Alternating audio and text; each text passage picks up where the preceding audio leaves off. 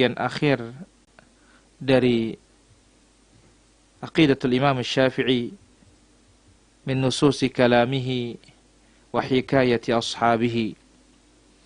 Ucapan Imam Syafi'i atau akidah Imam Syafi'i rahimahullah ta'ala,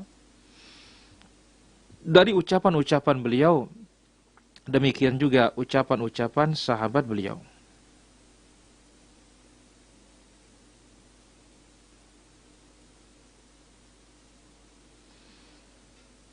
Yang mana kita sudah mengambil bagaimana Imam Syafi'i rahimahullah ta'ala mengingkari al-bid'ah yang sebelumnya mengingkari asyirik, kesyirikan, kemudian bagaimana mengingkari orang-orang yang keluar dari sunnah masuk ke dalam bid'ah. Dan terakhir kita sebutkan di antara yang banyak dicela adalah oleh Imam Syafi'i adalah as-sufiyah, at-tasawuf. Maka kembali kita lanjutkan pada kesempatan malam hari ini.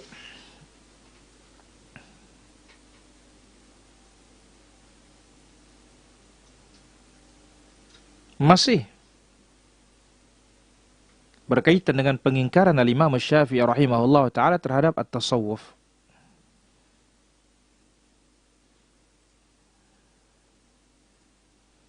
Apa ucapan al-Imam Syafi'i yang terkenal?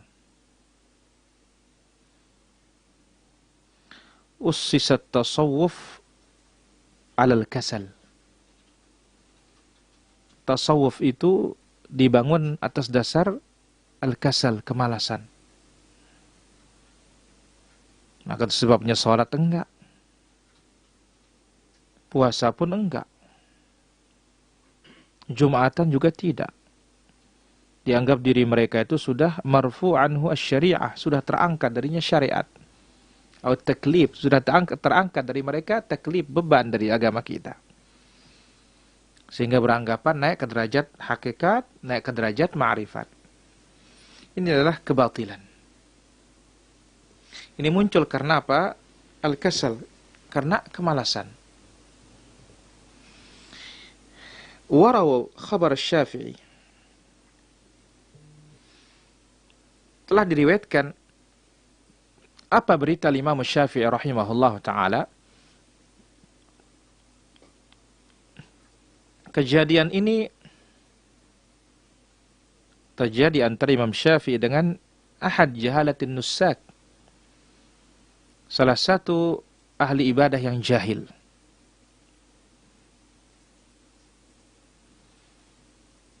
Saking beraninya ahli ibadah yang jahil ini, dia memberikan gelar Imam Syafi'i itu al-battal. Dianggap Imam Syafi'i itu adalah pengangguran. Orang ini masuk mendatangi majelisnya Imam Syafi'i. Dia meletakkan kotoran di kumisnya, coba. Sementara Imam Syafi'i orangnya pembersih, wangi. Sebagaimana gurunya Imam Malik. Orang Islam harus wangi, nggak boleh kotor-kotor, nggak boleh bau-bau. Masuk dia orang jahil ini, dia taruh kotoran di kumisnya. Akhirnya bau. Falamma intasharat ar-raihah, amara Syafi'i wa man hawlahu bitabtish ni'alihim. Ketika bau itu mulai menyebar, maka Imam Syafi'i rahimahullah ta'ala perintahkan supaya periksa sandal-sandal yang ada. Dari mana datangnya ini bau ini? Setelah itu tidak ditemukan, apa dilakukan? Diperintahkanlah untuk mencium ba'duhum ba'dha. Satu sama lain silahkan ya dicium. Kira-kira siapa yang punya bau busuk ini? Untuk mengecek tentunya. Bukan cium-ciuman. Ya, dicium. Siapa ini yang busuk baunya ini? Cium. hatta wajadur rajula, ketemulah jahil ahli ibadah ini dari kalangan sufiyah. Qad wada'al qadhira ala syaribi, ternyata orang ini telah meletakkan kotoran di kumisnya. Fasa'alahu Syafi'i an sababi fi'lih. Lalu Imam Syafi'i rahimahullah ta'ala bertanya tentang perbuatannya itu. Kenapa kok bisa begitu?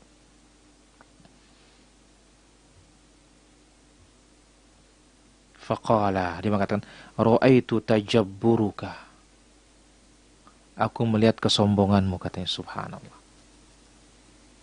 Aku ngelihat kesombonganmu, katanya. Fa'aratu an atawadha' lillah, maka aku ingin merendah karena Allah, katanya. Masa pakai tai merendah? Inna lillahi wa inna ilaihi raji'un. Jadi dianggap dirinya menggunakan kotoran itu merendah. Hasbunallah wa ni'mal wakil. Fa'amara bihi Syafi'i an yu'taqal ila hina faraghihi minad dars. Maka Imam Syafi'i perintahkan murid-muridnya, tahan dia. Tahan dia sampai selesai pengajian. Falamma faragha darabahu 30 atau 40 dirrah.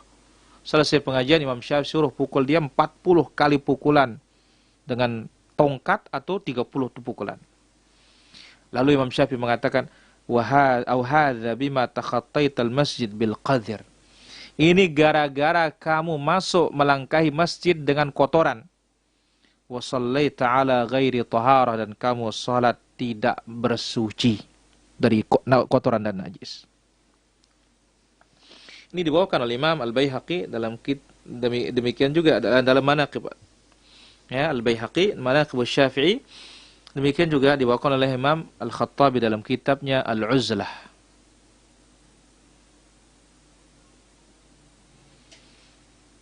Nah, ketika sebagian orang-orang tasawuf mengingatkan orang untuk tidak belajar ilmu tauhid, ilmu sunnah, tidak belajar hadis, yunaffirun nas an majalisihim, dia jadikan orang lari dari majelis, ya, jadikan lari dari majelis al-Imam Syafi'i, dari majelis ilmu, lari dari majelis sunnah, sebagai sekarang. Ya, kalau dia hijrah jangan ke salafi. Ya. Faqad qala Syafi'i. Maka Imam Syafi'i rahimahullah ta'ala berkata, man la yuhibbul ilma fala khaira fihi. Siapa yang tidak mencintai ilmu, tidak ada kebaikan padanya. Yang tidak cinta Al-Quran was sunnah, karena di sanalah ilmu itu tidak ada kebaikan baginya.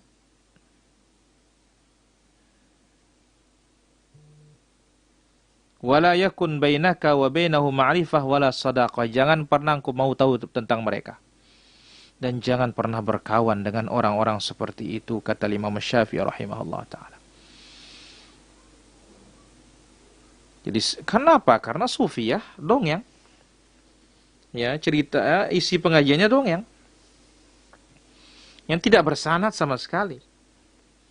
Sementara Ahlus Sunnah isi pengajiannya adalah dalil. Qala Allah, qala Rasulullah sallallahu alaihi wasallam. Dan itulah dikatakan al-ilmu. Maka yang diriwayatkan dari Imam Syafi'i tentang celaan beliau terhadap tasawuf ini sangat banyak. Kenapa Imam Syafi'i terdorong seperti itu? Ya, ma ra'a fi ahli tasawuf min al-ibtida'. Karena melihat bid'ah-bid'ah yang diciptakan oleh orang-orang tasawuf, wa ta'abbudu bila il wala burhan, wa ta'abbudi bila ilmin wala burhan. Karena dilihat oleh Imam Syafi'i rajin beribadah tapi tanpa ilmu, tanpa dalil dan tanpa bukti. Dan di antara kisah yang disebutkan dalam hal ini, kisahnya Abu Thawr, muridnya Imam Syafi'i. Ya, kisah Abu Thawr bersama salah satu ahli tasawuf. Ya, ahli tasawuf. Dibawa ke Imam Al-Baihaqi dalam kitab Al-Khattabi dalam kitabnya Al-Uzlah. Ahli tasawuf ini di antara orang-orang jahil juga. Yakhtalif ila Abi Thawr, sering mendatangi Abu Thawr, murid Imam Syafi'i. Orang itu khusyuk, berakhlak yang baik. Akhirnya tidak lagi datang di majelisnya Abu Thawr sekian lama, kemudian kembali lagi.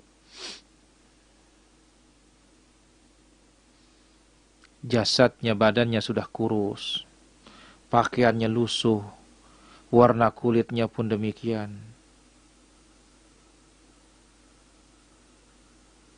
Di salah satu matanya ditempelkan apa?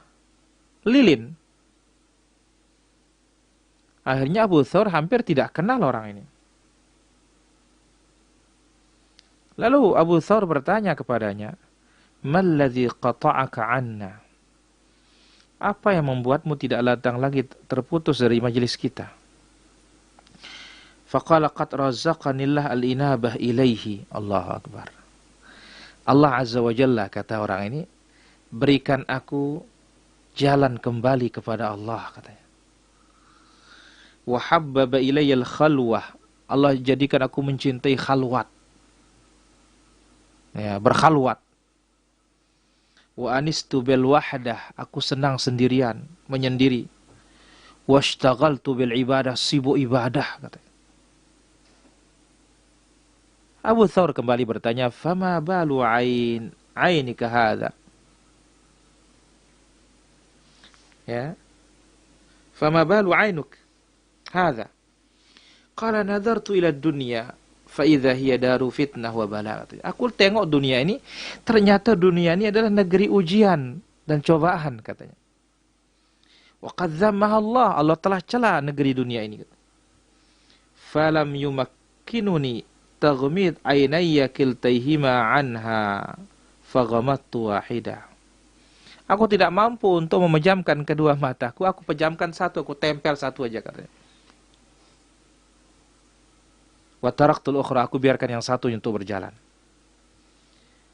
Qala Abu Thawr bertanya, "Mundhu kam hadhihi syam'ah ala 'ainaik?"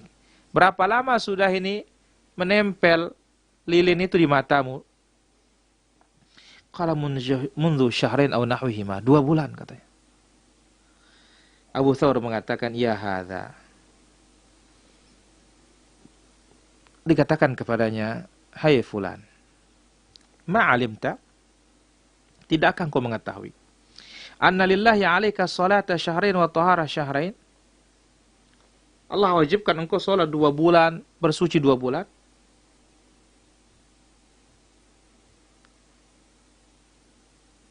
Apa engkau tidak tahu itu? Berarti apa?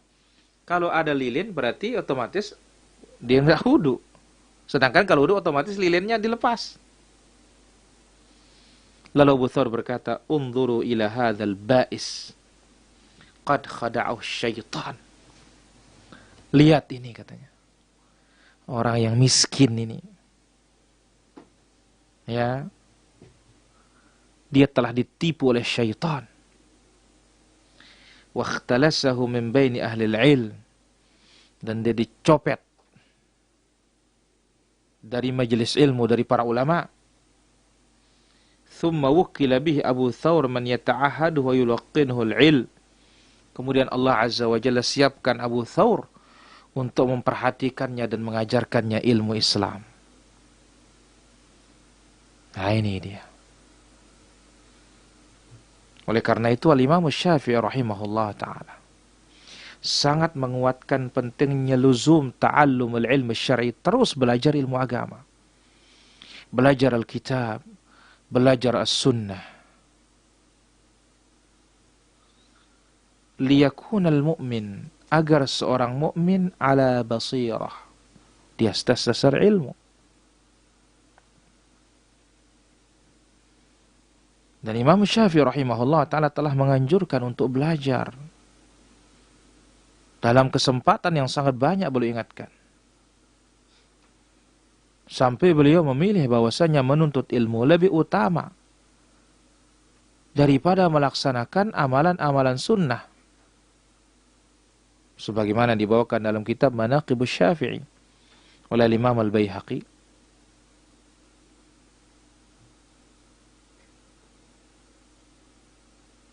Atau disebutkan dalam Adabus Syafi'i.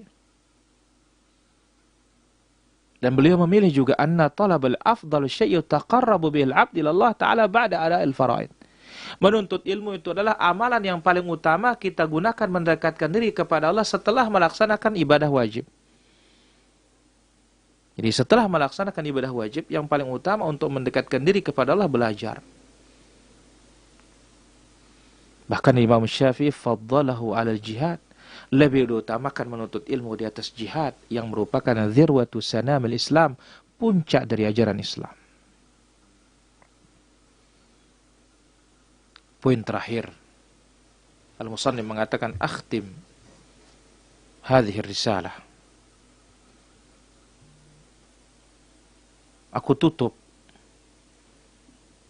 tulisan ini dengan satu ungkapan yang disebutkan oleh Imam Syafi'i rahimahullah ta'ala di awal kitabnya Ar-Risalah, halaman 19. Musiyan biha tullabul ilm khaddan lahum ala ilmi al-Quran. Beliau mewasiatkan para penuntut ilmu, menganjurkan para penuntut ilmu pelajari ilmu Al-Quran. Apa kata beliau?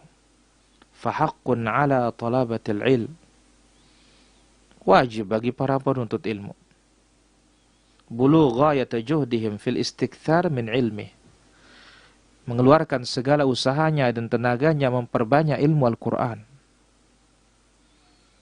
Was-sabru ala kulli 'aridin duna talabih, bersabar terhadap segala gangguan dan halangan dalam menuntut ilmu Al-Quran.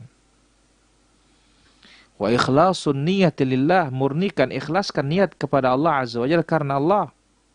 Fi istidraki ilmi, untuk menggapai ilmu-ilmu Quran.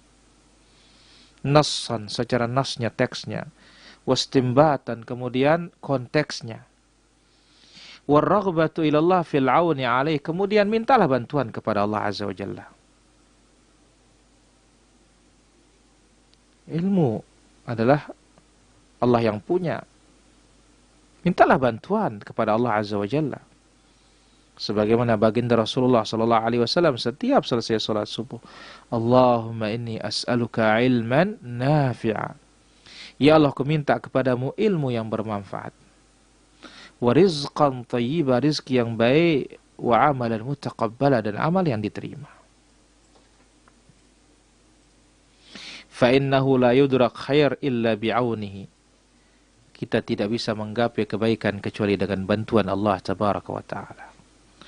La haula wa la quwwata illa billah. Tidak ada daya serta upaya dan kekuatan kecuali dengan Allah subhanahu wa ta'ala. Itulah dia bagian terakhir dari i'tiqad al-Imam Syafi'i, aqidah al-Imam Syafi'i min nususi kalamihi wa hikayati ashabihi. Dari ucapan-ucapan beliau, demikian juga dari riwayat-riwayat datang dari ulama-ulama Asy-Syafi'iyah. Semoga apa yang kita ambil ini bermanfaat. Kita tahu bagaimana aqidah Imam Syafi'i yang merupakan aqidah Al-Kitab wa Sunnah, Al-Quran dan Sunnah. Al-Imam Syafi'i bukan Asy'ari, Al-Imam Syafi'i bukan Maturidi. Maka sungguh aneh kok orang duluan bisa mengikuti orang belakangan, ini kan aneh.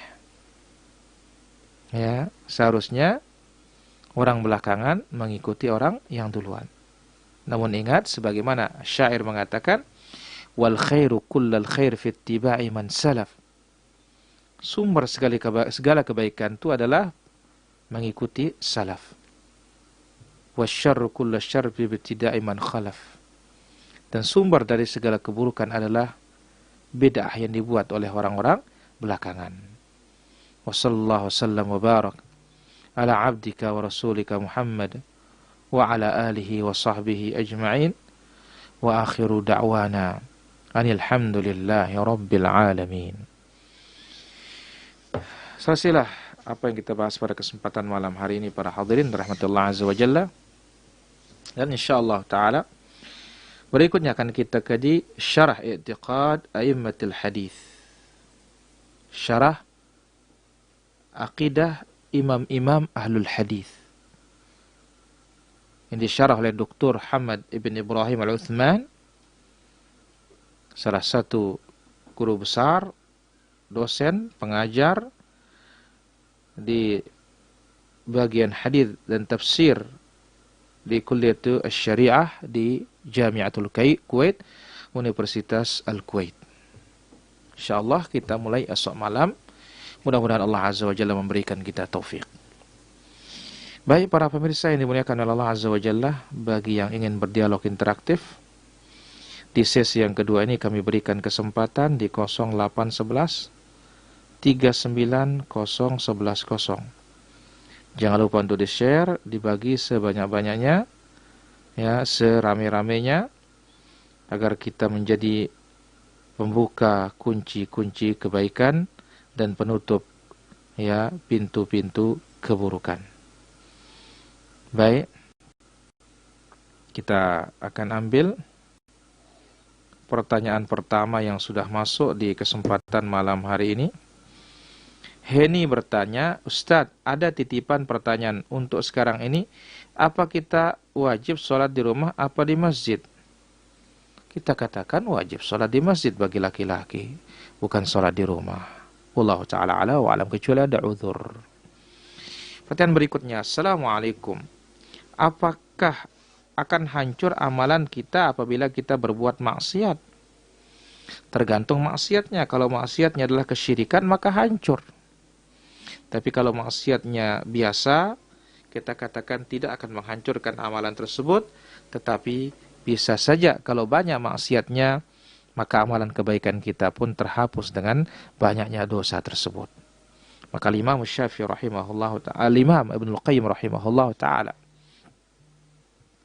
telah menjelaskan, ya, bukanlah perkara yang besar, ya, masalah beramal, tetapi yang besar adalah fi hifdzil amal mimma yufsiduh, menjaga amalan kita dari perusak-perusak amalan. Wallahu ta'ala ala wa alam. Baik, kita angkat telepon berikutnya. Yang pertama, ya, halo. Halo. Waalaikumsalam warahmatullahi. Silakan pertanyaannya. Ya, mengenai tasawuf tadi saya tertarik. Iya. Ya, jadi kalau saya pernah baca buku, itu kan di dalam tasawuf itu ada tingkatan-tingkatan ya. Yang paling dasar itu syariat, itu kan ketentuan. Kemudian tarekat itu adalah cara atau metode gitu ya. Lalu kemudian berikutnya adalah hakikat atau substansi ya. Jadi kalau belajar agama itu jangan hanya syariat saja, tetapi juga harus dilakukan hakikatnya apa, substansinya gitu. Nah kemudian yang tertinggi adalah ma'rifat gitu ya. Ma'rifat itu ketika sifat-sifat seorang hamba itu mencerminkan sifat Allah. Kalau Allah Maha Pengasih, dia juga Maha Pengasih. Tentu perbedaannya mungkin kalau Allah itu ibaratnya itu lautan luas, ini hanya setetes air, tapi sifatnya sama itu. Pengasih, Maha Pengasih, ini juga pengasih, sayang, penyayang gitu ya. Nah ini dalam buku tersebut kalau saya baca itu, ini dilakukan oleh ulama-ulama di zaman dulu ini, Ustaz ya. Kalau nggak salah termasuk waliullah di tanah Jawa ini juga sepertinya mengacu seperti itu, Ustaz. Mohon penjelasan Ustaz terkait ini, Ustaz. Baik, barakallahu fikum. Terima kasih, Ustaz. Baik. Silakan bagi para pemirsa yang ingin berdialog interaktif di 0811 390110. Silakan, kami persilahkan. Ya, yang ingin berdialog, kami persilahkan. Baik, kita angkat telepon berikutnya. Ya, halo. Waalaikumsalam warahmatullahi. Silakan pertanyaannya. Setelah membuang hajat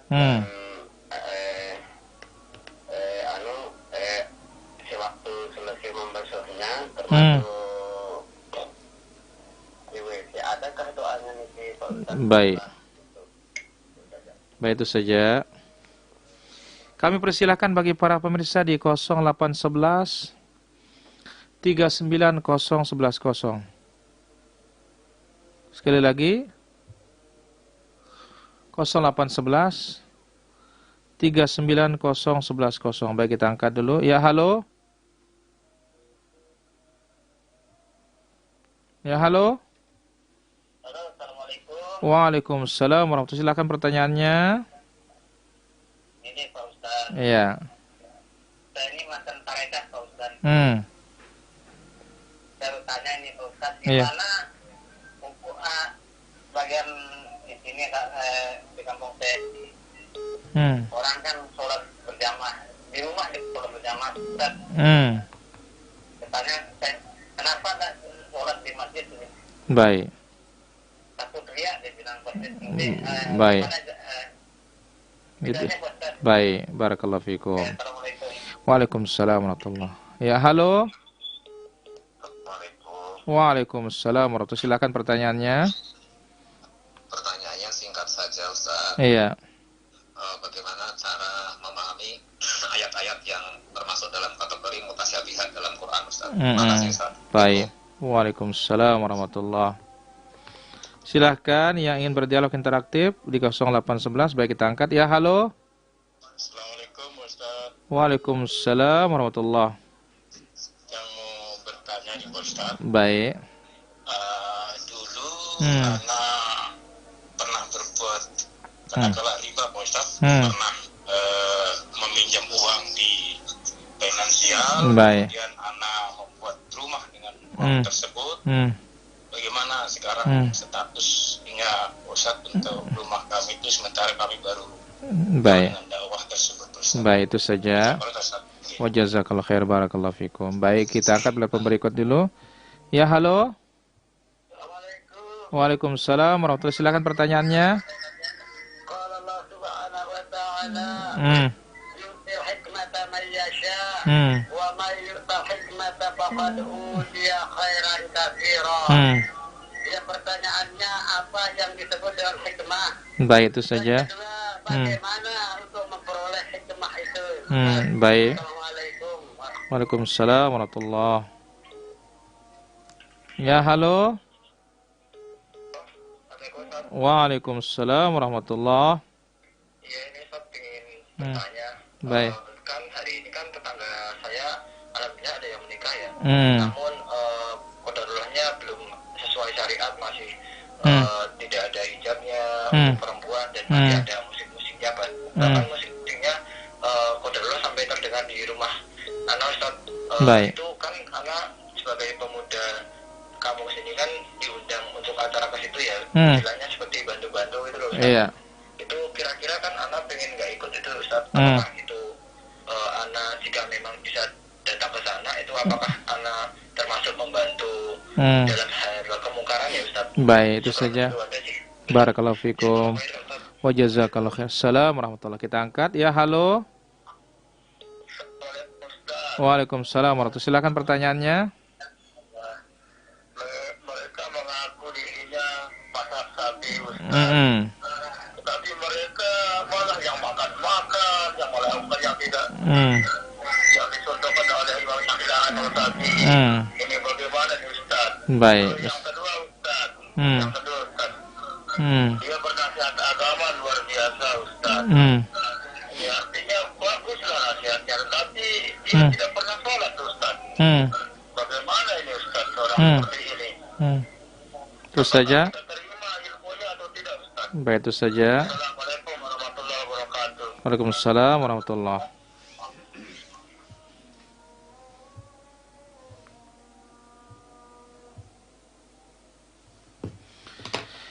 Ya Allah, ya Rabb, astagfirullah. Baik, para pemirsa yang dimuliakan oleh Allah Subhanahu wa taala.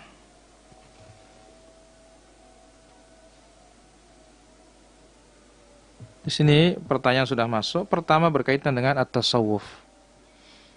Ada kelasnya syariat, tariqat, hakikat, ma'rifat. Sudah kita jelaskan bahwasanya tidak ada pembagian seperti dalam Islam. Lihat hadis Jibril diriwayatkan Imam Al-Bukhari dan juga Muslim. Bahkan kitab ada hadis pertama dalam Sahih Muslim.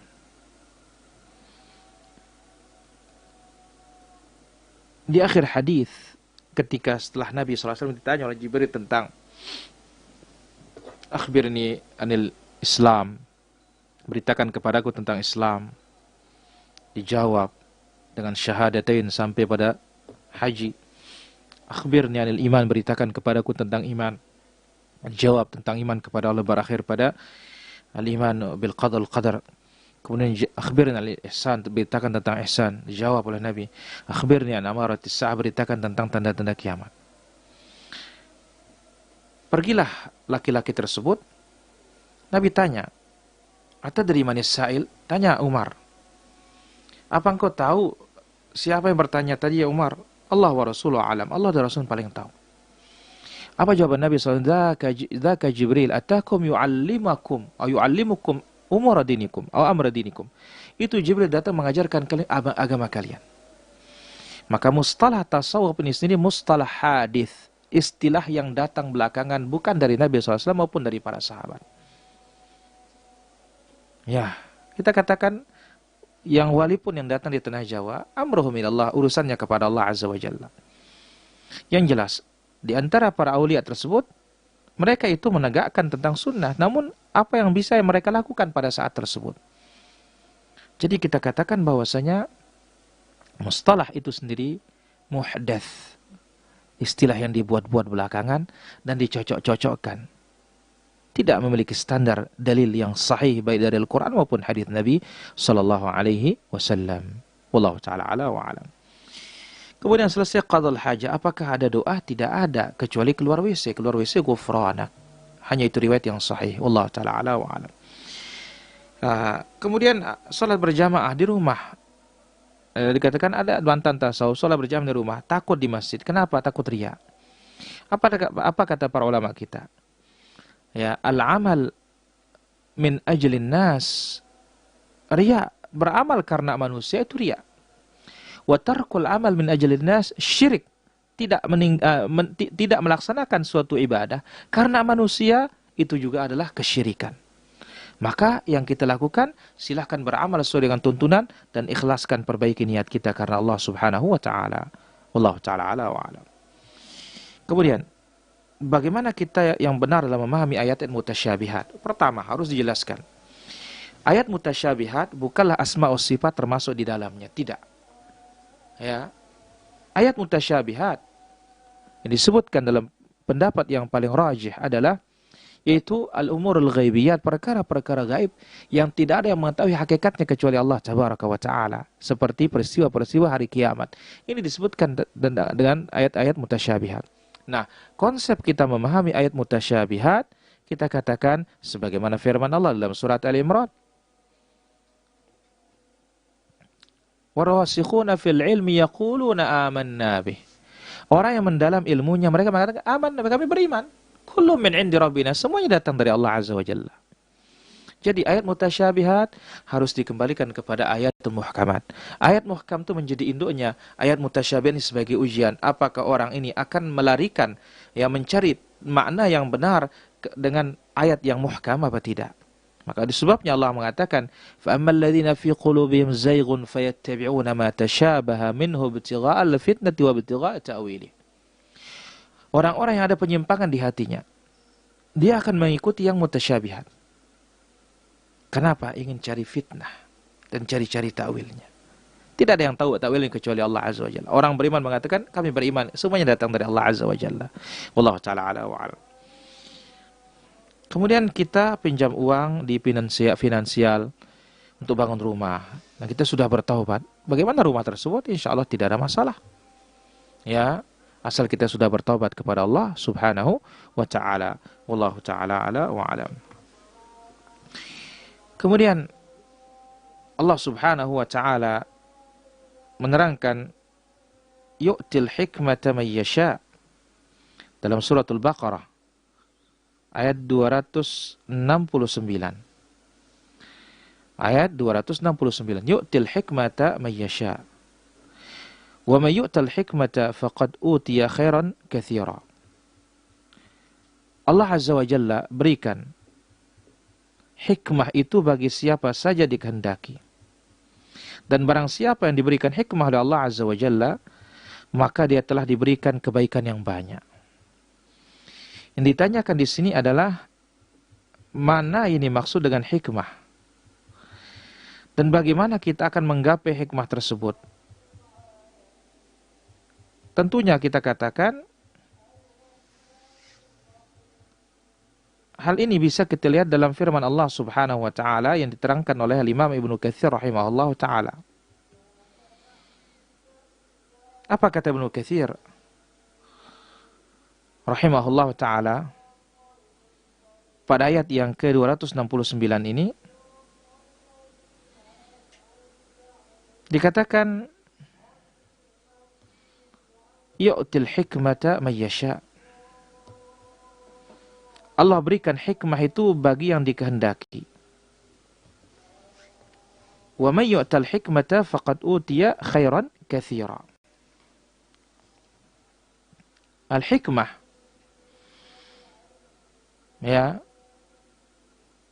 maksudnya adalah al-ilm wal-fiqh wal-Quran. Ilmu, pemahaman agama dan Al-Quran. Abu Aliyah mengatakan al-khasyah, takut kepada Allah Subhanahu wa taala, karena takut kepada Allah itu adalah ra'su kulli hikmah, otak dari segala hikmah. Nah, ya, bagaimana untuk kita menggapai hikmah tersebut? Untuk menggapainya adalah dengan kita belajar. Kan hikmah itulah al-ilm. Hikmah itulah Al-Quran. Hikmah itulah al-fahm. Dengan belajar dan berdoa kepada Allah Subhanahu wa ta'ala, serta mengamalkan apa yang sudah kita pelajari. Wallahu ta'ala ala wa alam. Kemudian, tetangga nikahan, namun ada acara yang tidak syar'i. Apa bisa kita bantu?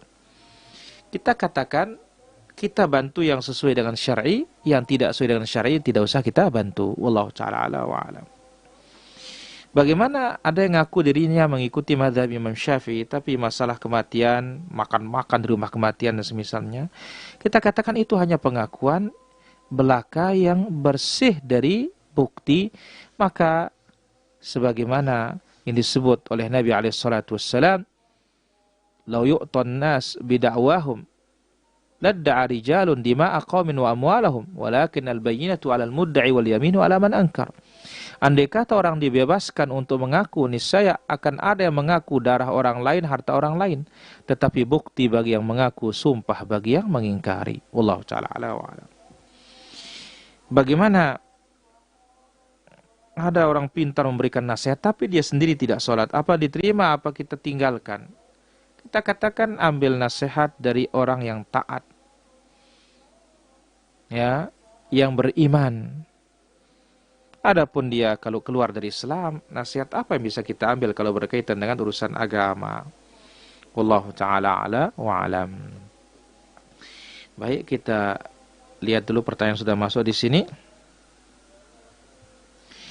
Bagaimana cara menyikapi orang yang sering marah, berkata kasar, bahkan merendahkan orang lain? Kita hindari dia yang seperti itu. Al-Imam Syafi'i rahimahullah mengatakan, "Idza nataqa as-safihu fala tujibhu." Apabila orang bodoh berbicara, jangan dijawab. Jawaban terbaik adalah diam dan tinggalkan dia. Wa idza khatabahumul jahiluna qalu salama. Salama, tinggalkan dia. Allah taala ala wa alam. Bolehkah salat witir setelah qabla isya? Boleh, tidak ada masalah. Walaupun kita tidak ada niat bangun salat tahajud, iya, boleh, tidak ada masalah. Allah taala ala wa alam.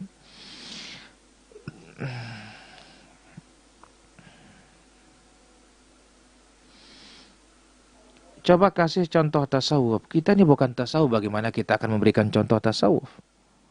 Ya, kita diikut Nabi SAW, itu yang kita pelajari. Kita tidak akan mempelajari yang tidak ada contohnya, karena akan membuang-buang waktu dan umur. Wallahu ta'ala ala wa alam. Apakah sah salah seorang laki-laki yang sholat subuh jam 7 karena sering bangun kesiangan bahkan setiap hari? Kita katakan dia harus perbaiki dirinya, tidak boleh seperti itu. Masa akan bangun setiap hari jam 7 terus? Berarti apa? Manusia apa kita kalau seperti ini melalaikan agama Allah Azza wa Jalla? Fasilitas sudah diberikan semuanya oleh Allah Tabaraka wa Ta'ala. Wallahu ta'ala ala wa alam.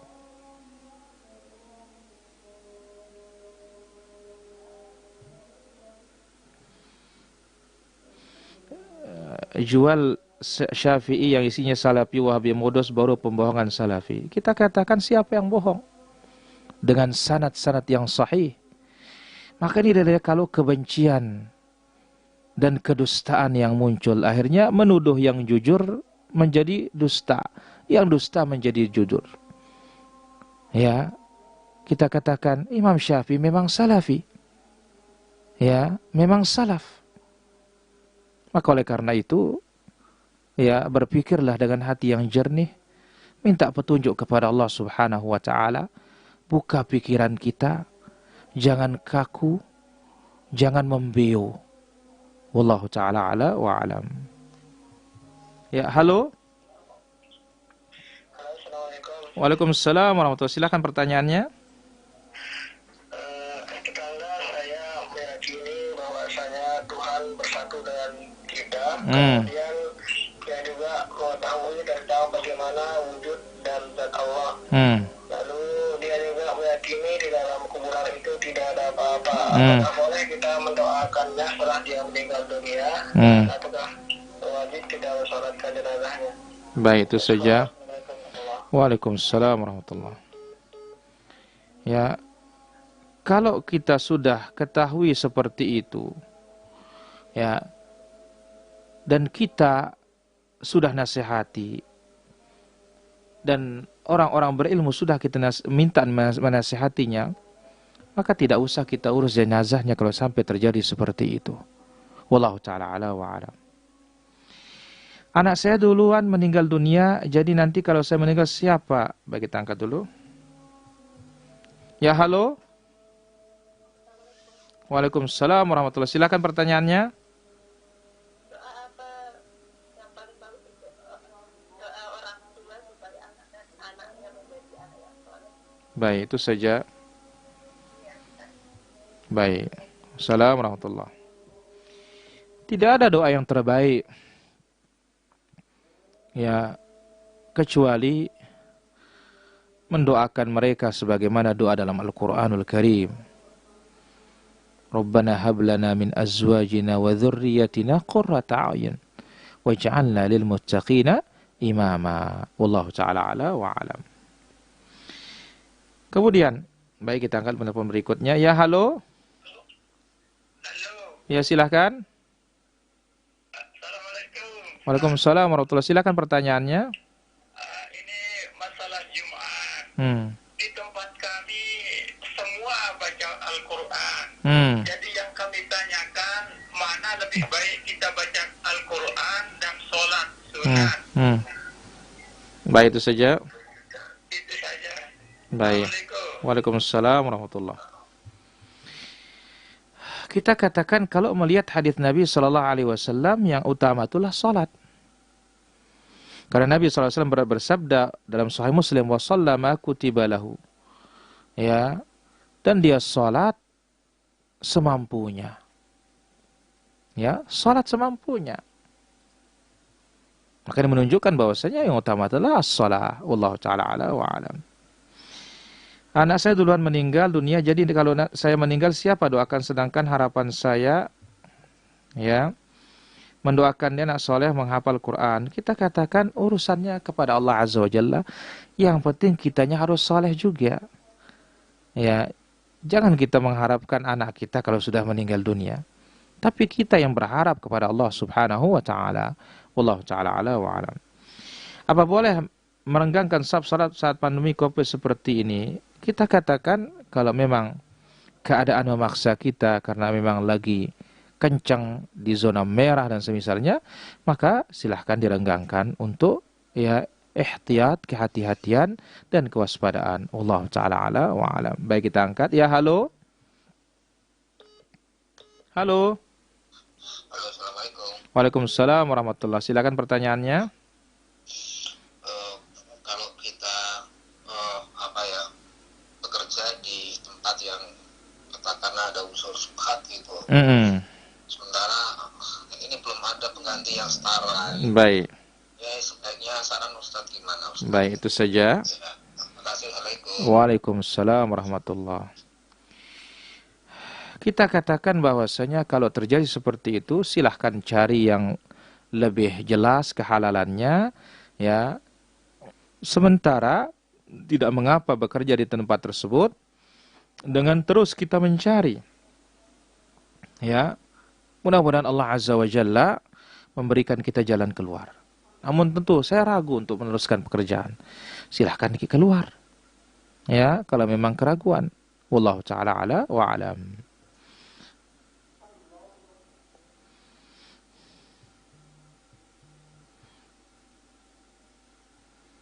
Apakah boleh ayah mertua menikahi?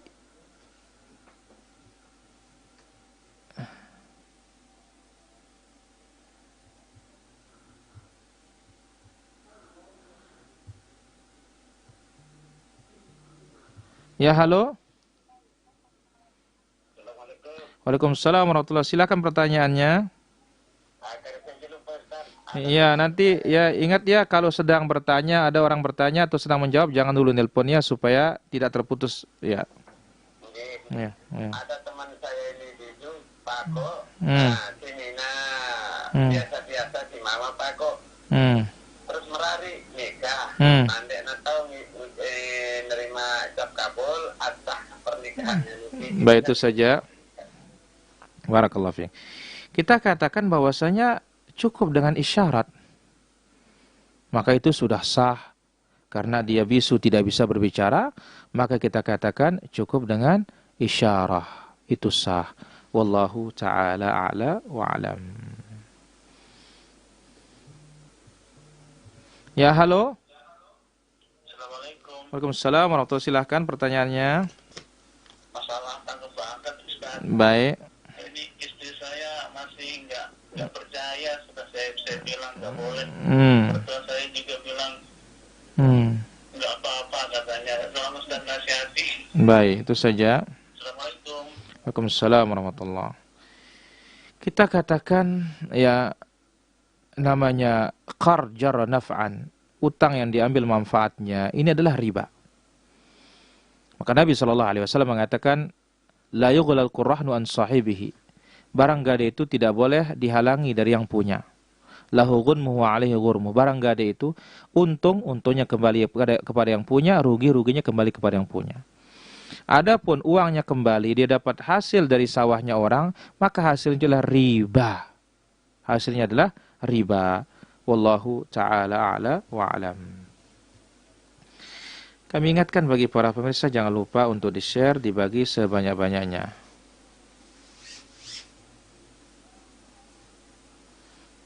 Terkait aliran tasawuf, keluarga hampir semua percaya tasawuf berasal dari nenek moyangnya atau keluarganya dahulu. Bagaimana menyadarkannya? Tidak bisa kita sadarkan kecuali dengan mengingatkan mereka kembali kepada Al-Quran was Sunnah.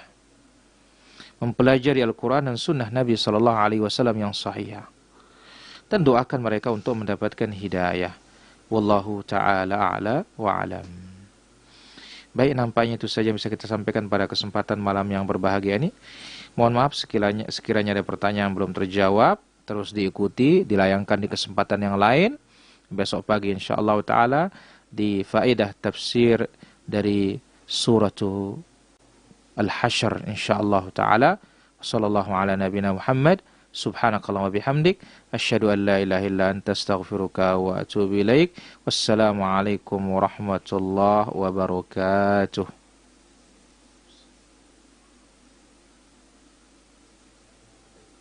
Tekah.